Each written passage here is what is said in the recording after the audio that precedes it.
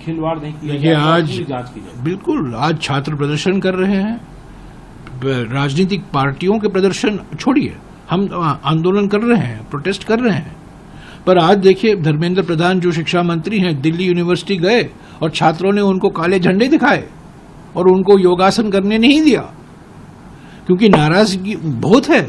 जिस तरीके से घोटाले हुए हैं यूजीसी नेट को लेकर, जो एग्जाम रद्द किया गया है, नीट को लेकर जिस पर कई सवाल खड़े हुए हैं, और सभी जो परीक्षा है उनके ऊपर उत्तर प्रदेश में हो, मध्य प्रदेश में हो, गुजरात में हो, राहुल जी ने यही तो कहा 3 बड़े मुख्य केंद्र हैं घोटाले के, शिक्षा घोटाले के, उत्तर प्रदेश, मध्य प्रदेश और गुजरात, तीनों बीजेपी शासित राज्य हैं और प्रधानमंत्री इससे भाग नहीं सकते। यहाँ आसन कर रहे हैं, आज तो इंटरनेशनल योगा डे है, पर नीट के बारे में तो कुछ तो कह रहे हैं, परीक्षा पर चर्चा करते रहते हैं पर लीक पर स्पीक नहीं है उनका, परीक्षा पर बड़े प्रवचन देते रहते हैं।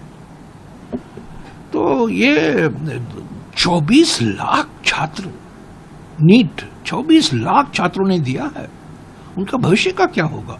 नेशनल टेस्टिंग एजेंसी बड़े धूमधाम तरीके से बनाया गया, उस पर कई सवाल खड़े किए गए हैं। पहले शिक्षा मंत्री कहते हैं कुछ गलती नहीं हुई है, कुछ घोटाला नहीं है, कुछ फ्रॉड नहीं है, और बाद में स्वीकारते हैं और 8 तारीख को सुप्रीम कोर्ट में सुनवाई है।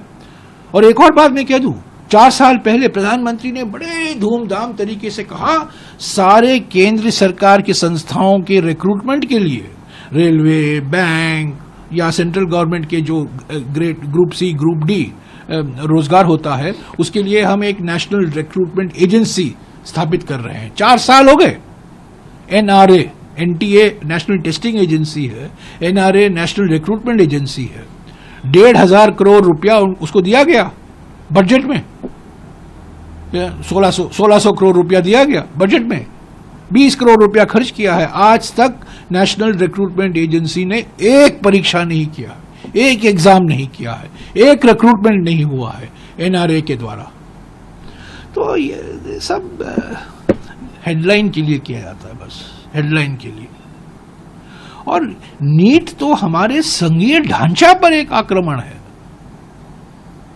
ये जो संघीय ढांचा हमारे संविधान में है, और कई राज्यों ने, तमिलनाडु ने, गुजरात ने भी कहा, महाराष्ट्र ने पिछले 4-5 दिन पहले महाराष्ट्र ने कहा कि हम नीट के खिलाफ हैं, कर्नाटक में कई सवाल उठे हैं, इस पर समीक्षा होनी चाहिए। मैंने तो मांग की है कि संसदीय समिति पर, मैं संसदीय समिति का सदस्य था 2014 और 2019 में, नीट की बात हुई, एक आम तौर से एक आम सहमति बनी, पर अभी उस पर पुनर्विचार होना जरूरी है। जिस तरीके से नीट चलाया गया है, जिस तरीके से लाखों युवकों के भविष्य से खिलवाड़ हुआ है, उस पर संसद पर एक बहस होनी चाहिए।